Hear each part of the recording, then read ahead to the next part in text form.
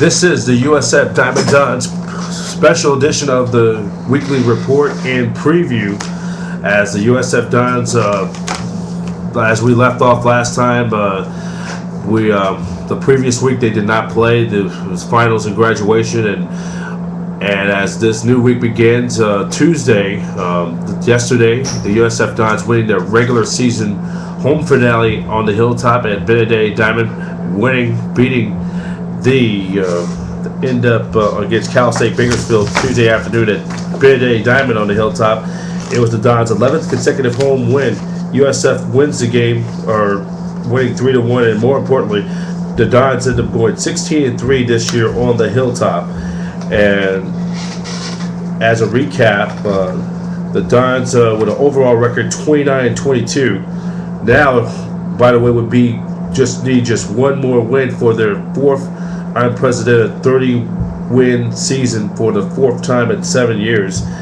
As the Dons, they ended up getting the first run, the second inning on a two-out solo home run by right fielder, to right field by left fielder Ted LeMasters. Then the Dons added another run in the third when Pete Lavin led off the inning with a single up the middle and moved to second on a sacrifice bunt by Benedetti on a ground out. Lavin scored on a wild pitch, and then Benedetti broke the program single season sacrifice hit record with his 12th sacrifice bunt of the year. Lavin was at it again in the late innings, leading off in the eighth with a double to left center.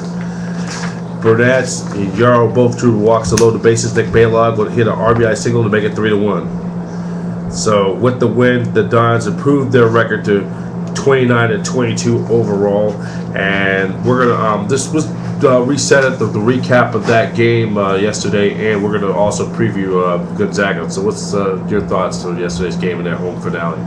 I thought it was good. I thought Ted LeMasters had a big hit for us to put us ahead 1-0, and it was interesting that Bakersfield chose to pitch their Friday starter and their Sunday starter. The Friday guy went, 9 innings against Fresno and beat him on Friday, and he came back on Tuesday against us and went 7, and he was very good, but on 3 days rest. 3 days rest, and then they brought back their Sunday starter to close. So it was interesting that, I guess, to show respect, or they thought they needed to maybe win that game. But getting back to the game, Ted LeMasters has a big hit. Pete has a big hit. We load the bases in the bottom of the eighth and only get one, which we had a chance to probably get 2 or 3 there and break the game open. But the biggest story of the day was how we pitched. We pitched 8 guys. We were able to strike out 16 guys, which was great for us. We were able to play pretty good defense at times. And we needed to sharpen up for Gonzaga, so hopefully we did. Sharpen up. This was kind of a dress rehearsal. Yeah, a little bit, and we got to go on the road. And when you look at how good we played at home this year, we're 16-3, and we lose 2 games at home in the Pacific Series because of rain. We lose the Oregon game, and we have to play at Laney College on turf. If we play those 3 games at home, we might have 19 wins at home, and then of the 3 losses, we were in control of all 3 games late. So we had a chance to win 20 games at home this year had we been able to play all of our games here. And the one footnote of that Oregon game, they play on field turf, and as a result, though we were designated as the home team, they it was kind of their advantage playing on that field turf over there in Oakland. Oh, for sure. And we gave them the advantage, and that's a game that we needed to win. And we didn't do it. I think all in all, you look back on what we're doing as we go into this series, we control our own destiny, which is great. We need to win 2 out of 3 on the road, which we can do. But very capable of doing. When you look back on the season, you're always going to look back on it and say, if we got that 1 win at UCLA, that 1 win at Arizona, everybody's doing it. 1 more win at Fresno, the win against Oregon if we played them at home. And pretty soon, you're looking at a team that's 34-16 and has a chance of being a 1 or 2 seed in a regional. And right now we're 29-22, and we're fighting for our life to get in. So you got to win the ones you play, B. Got to win the ones. That's the one big equals uno. So now pretty much now the Gonzaga series, you guys got some got that final preparations. Got a good 3 hours of workout in, and plus you guys will be hopping on a bus to the airport tomorrow morning at 8:30 Pacific Standard Time. Yeah, get in there early tomorrow, get a workout in on their field. Expecting some rain, 55. So 55.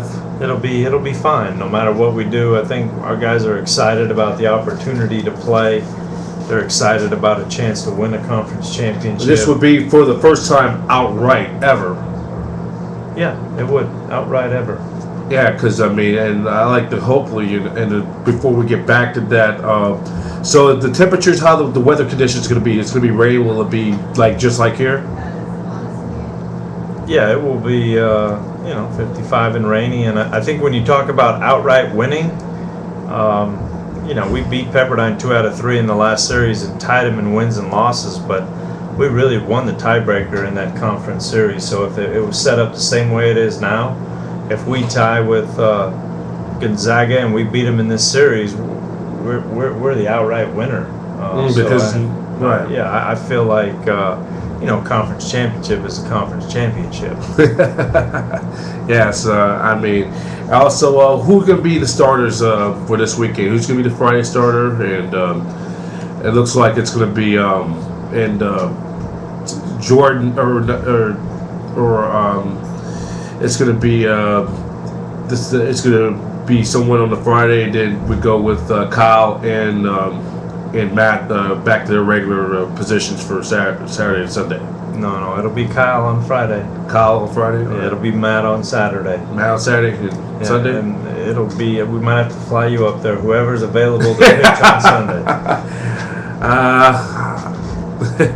Well, thanks for that compliment. I think one of you guys out there have a better velocity than me, because I'm 34 years old. But I know you got the desire to want to win a championship. So yes, I want that one because I want to have a chance to go to a regional where it could be in my affordability range. So it'd be vindication for me not getting that opportunity to go back in 2006.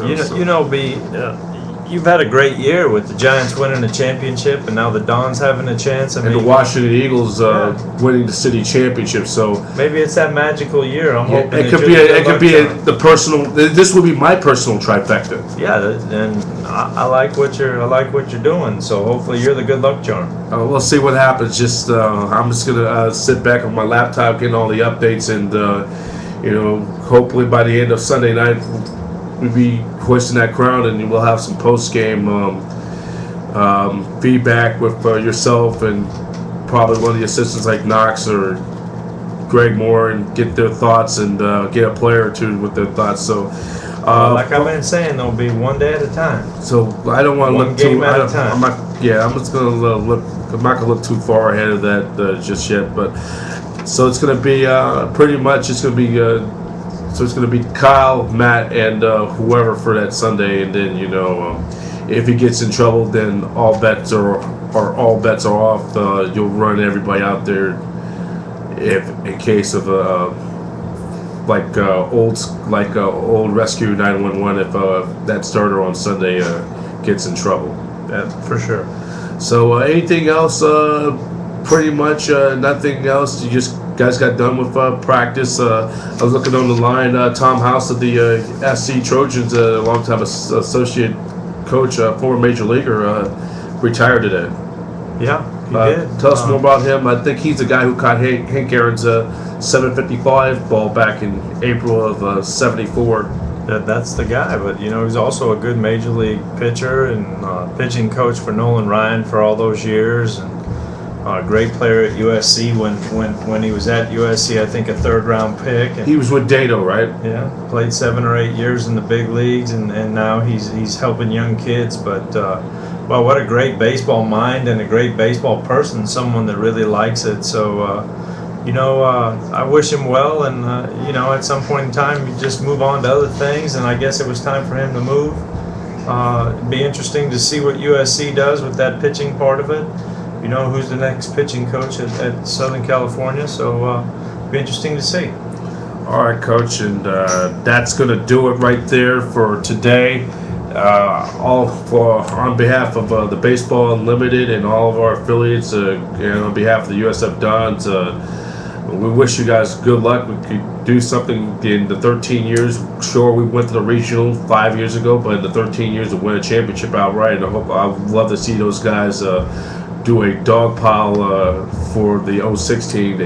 They sure, yes, they went to a regional, but they lost that championship, but they were getting to do a full championship on the field dog pile though. So on behalf of Baseball Unlimited and all of our affiliates who watch us on USF Dons network and on Facebook, we wish you good luck and hopefully we bring that championship. Thank you, babe. All right, that's the USF Dons head coach Neil Giarratano. Nothing more to be said. The USF Dons will be taking on the Gonzaga Bulldogs up in Spokane, Washington for the first of a 3-game series. This is going to be for the West Coast Conference Championship. All the Dons have to do is win 2 games. They'll win 2 games. 2 is the magic number. Any combination of a Dons win plus a Gonzaga loss will equal the magic number to 0. So the magic number for the Dons is technically at 3, or because any combination of a Dons win combined with a Gonzaga Bulldogs loss head-to-head will reduce their magic number to a 0, which would give the USF Dons the 2000 will crown them the champions of the West Coast Conference outright for the first time ever, and would be their second ever trip to an NCAA Regional. So as a reminder, you can listen to the action on USFDons.com in case you're not making a trip up there. Yahoo Sports Broadcast, Ryan McCrary and Anthony Diabora will give you the play-by-play. Baseball Unlimited will be giving you exclusive post-game reaction up there. We'll do some giving you full updates on Baseball Limited on YouTube and on Facebook for all of the Dons news throughout the weekend. We'll be giving you all the latest news and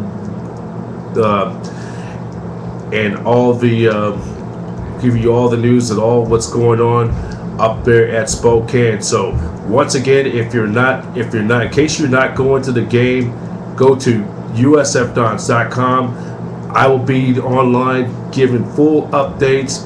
We'll do a post-game coverage for all 3 games, and if they were, and hopefully by this time next week we'll be doing hopefully they could win this championship. So please stay tuned to Baseball Limited all weekend long for the USF Dons. Hopefully it would be a championship, and we'll be giving you all the news updates, all the information as it develops. But in the meantime, USF Dons Weekly Baseball Report, as always, sponsored by SF Meats. Try out the Joe the Butcher Boy sandwich for only $6.95. San Francisco Deli Meats is located at 1330 Ocean Avenue between Granada and Plymouth in the city of San Francisco. To visit the website, go to sfmeats.com. That's sfmeats.com. You've been listening to exclusive coverage of the USF Diamond Dons Weekly Report on Baseball Limited YouTube. And go Dons.